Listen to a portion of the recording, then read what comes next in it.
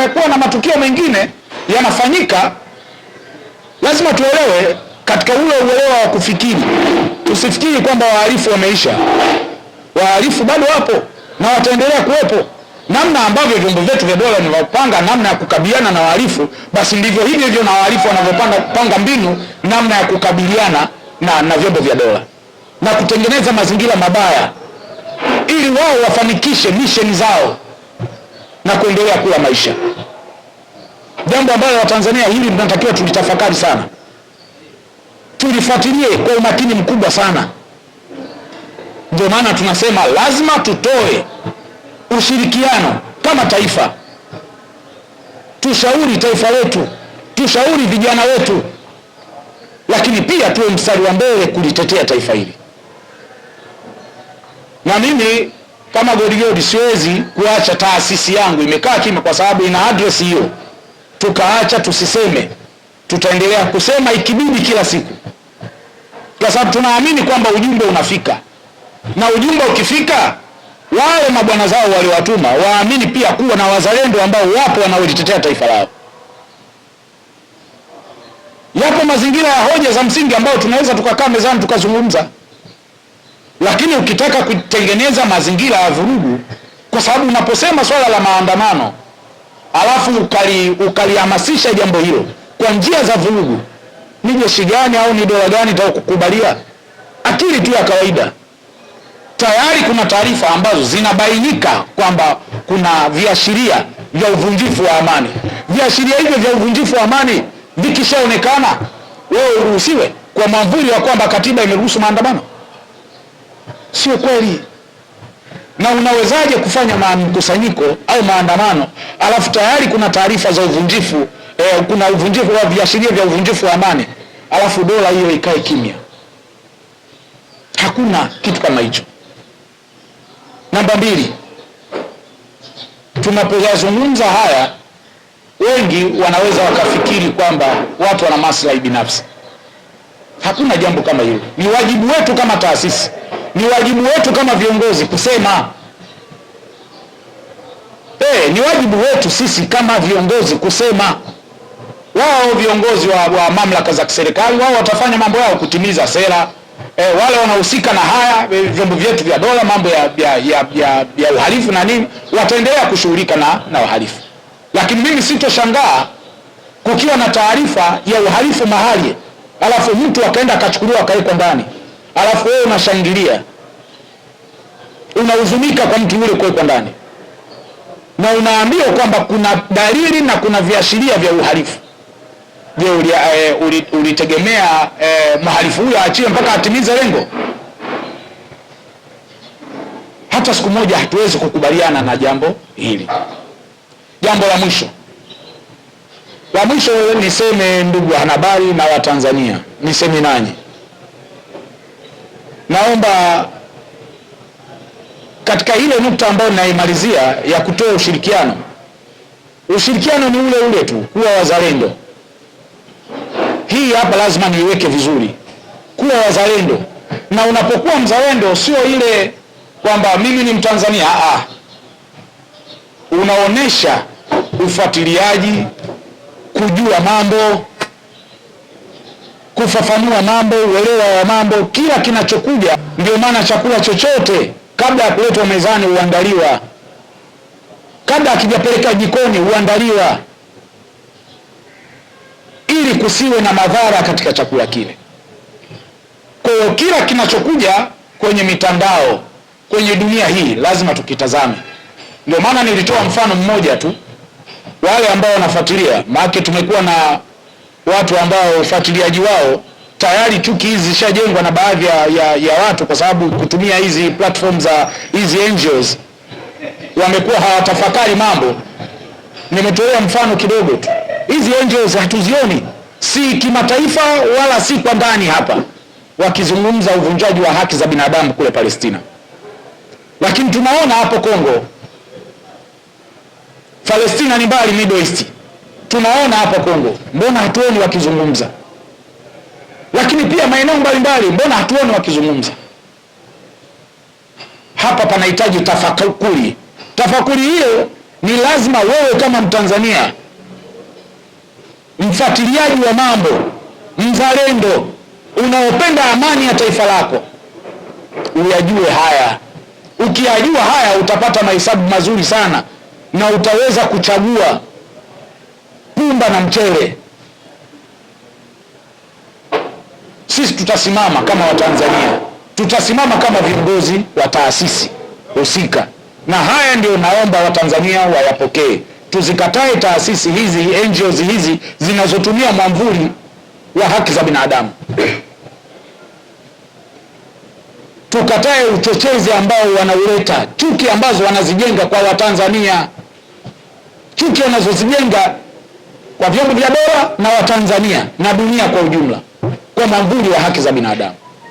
Lakini pia tuwaombe Watanzania kwamba lazima tuendelee kulibeba taifa letu mgongoni, Tanzania yetu. Tusimame na amani tuliokuwa nayo, tusimame na utulivu tuliokuwa nao, tusidharau kazi kubwa inayofanywa. Ndugu zanguni, vyombo vyetu vya dola vinafanya kazi kubwa sana, kazi kubwa mno. Wengine wanaweza wakafikiri wakaona tu ni mambo ya kawaida. Ndugu zanguni wa Tanzania, kazi kubwa mno inafanyika,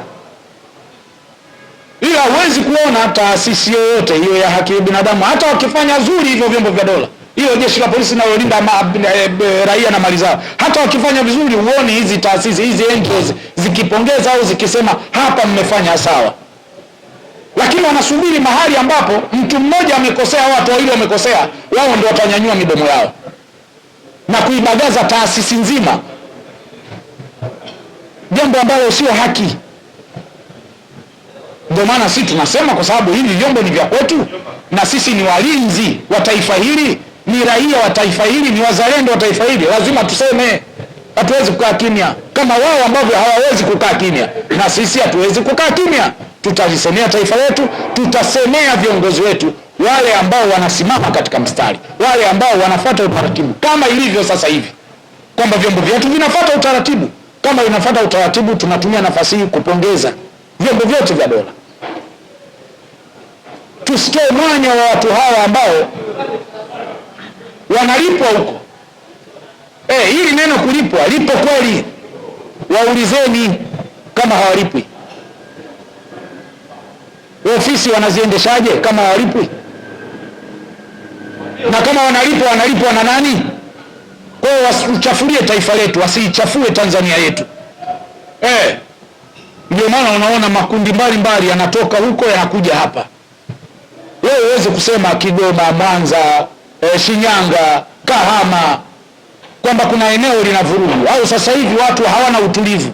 Maeneo yote ya mikoa yote ya taifa letu la Tanzania yana amani. Jiji la Dar es Salaam lina amani, viongozi wanafuata utaratibu wao. Mikoa yote, hakuna sehemu ambayo unasikia kuna varangati la damu kumwagika. Zaidi ya yote ni vyombo vyetu vya dola kufanya kazi kwa weledi na kusimamia utaratibu ili taifa liendelee kusimama na kutimiza malengo yake. Kwa namna hii nasema vyombo vyetu vya dola viendelee kusimama hapa hapa ili tuweze kufika na taifa letu, na tutaendelea kusema na kusema na kusema kwa niaba ya taifa letu, kwa niaba ya viongozi ambao wanasimama kwa ajili ya taifa letu. Asanteni ndugu zangu wa Tanzania, asanteni ndugu wanahabari. Kwamba hizo taasisi zimemlaumu nani au tatizo lilikuwa liko wapi, ndio msingi wa swali lako nadhani. Kama hamjafuatilia vizuri, kumekuwa na barua ambazo zinasambaa kwenye mitandao ya kijamii. Barua hizo zikiwa zinashutumu vyombo vyetu vya dola, zinashutumu vyombo vyetu vya dola kwamba vinakiuka haki za binadamu, jambo ambalo si sahihi. Ndio maana ya msingi wa kusema kwamba kwa nini inakuwa hivi. Unaposhutumu, unashutumu katika njia ipi, katika kitu gani? Maana wao wameeleza kiujumla, wameeleza kiujumla. Sisi tunavyoona kwamba hakuna mhalifu ambaye anastahili kuwa nje. Sisi kama Watanzania, hakuna mhalifu ambaye anapaswa kukaa nje akawa huru. Anatakiwa kuwa ndani na sheria ikafata mkondo wake dhidi yake.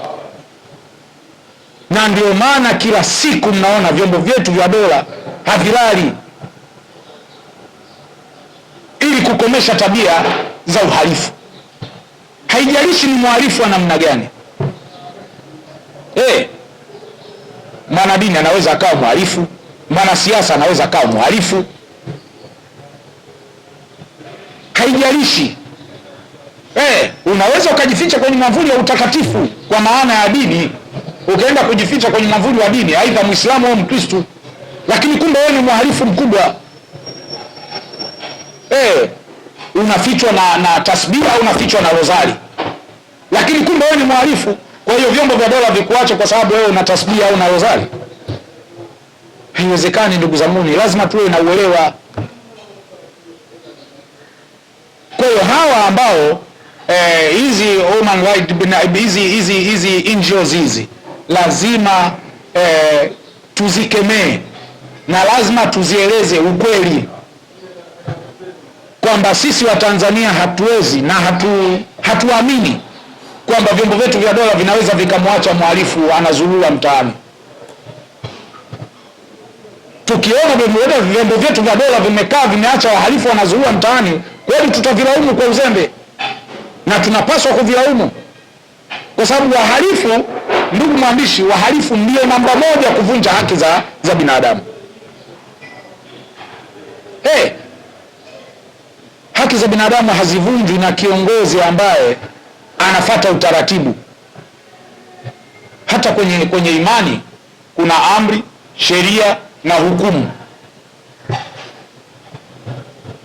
Amri ni maelekezo, ni amri, hakuna kukataa. Sheria ukikosea lazima ikulambe. Hukumu ndio hizo, unaona watu wako jela. Tusingekuwa na jela ingekwaje? Kwa nini nafikiri jela ni kuzuri, ndugu mwandishi? Lakini wale wamekuwa wako jela kwa sababu gani? Tunasema hapa jela sio kuzuri, lakini kwa nini watu wako jela? Kwa sababu ya uhalifu. Pengine kavamia nyumba ya mtu, kavunja, kamvunjia mtu haki yake, kamnyang'anya mtu haki yake. Sasa huyo aachwe, alafu uje ulaumu vyombo vyetu vya dola? Wewe utakuwa na akili kweli? Kwa hiyo hatuwezi, tuko ndani ya jahazi tukaacha mtu anachukua tindo anatoboa jahazi yule tukiwa safarini, au tukasema tu tumwachie kwa sababu anatoboa jahazi upande wake, maji yakiingia tunazama wote. Kwa hiyo hatuwezi kuachia, lazima tumzue, tumnyang'anye tindo ile, na ikiwezekana tumtose yeye ili sisi tubaki salama. Ndio maana tunachukua hatua hizi za kukemea NGOs hizi zote bila kutaja yoyote alihusika. Lakini haya ambayo yanazunguka utaona maki kumekuwa na desturi hizo za kushtumu viongozi wetu pasipokuwa na hoja ya msingi. Lakini hata kama kuna tatizo, kuna utaratibu, fuata utaratibu. Kuna mtu kaomba dhamana amenyimwa. Je, amenyimwa kwa sababu gani? Fuata utaratibu. Kwa hiyo hapa sisi tuko katika kulitetea na kulilinda taifa letu kwa uzalendo na ule uwezo wetu tuliokuwa nao, na ndio maana tunakwenda huku, tunapita huku. Tukiona kuna jambo haliko sawa kwa ajili ya taifa letu, tutasema, na siku zote tutaendelea kusema, sio mwanzo wala sio mwisho. Nadhani nitakuwa nimekutosheleza ndugu.